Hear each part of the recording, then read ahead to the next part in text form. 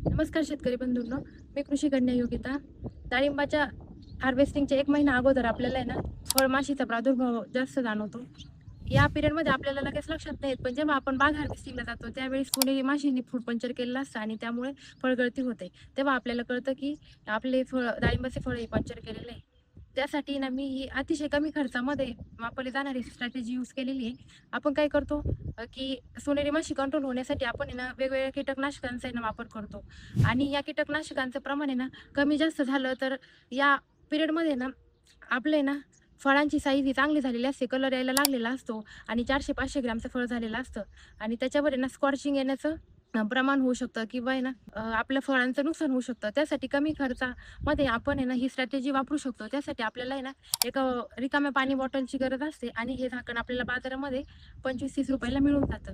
त्यासाठी आपल्याला याच्यामध्ये 100 ml पाणी भरायचं आहे आणि 5 ते 7 ड्रॉप आहे ना, लिक्विड टाकायचं आहे.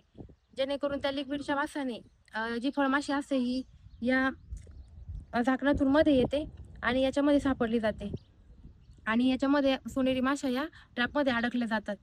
दर 10 दिवसांनी आपल्याला या ट्रॅपचं पाणी चेंज करायचं आहे आणि आपल्याला त्याच्यामध्ये लिक्विड टाकायचं आहे. म्हणजे अतिशय कमी खर्चामध्ये आपण आपला बाग हा वाचू शकतो आणि बरेचसे शेतकरी काय करतात, की हा ट्रॅप आहे ना, बागेमध्ये लावता.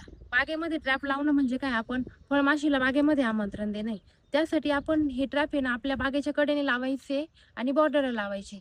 म्हणजे प्रति एकरासाठी आपल्याला कमीत कमी आपण आहे ना, 10 तरी ट्रॅप लावले पाहिजे. जेणेकरून आपला बाग हा अतिशय सुरक्षितपणे गोल्डन फ्रूट फ्लायपासून ना कंट्रोल होईल आणि आपल्याला याचा फायदा होईल. आता मी या ट्रॅपमधलं पाणी चेंज केलेलं आहे.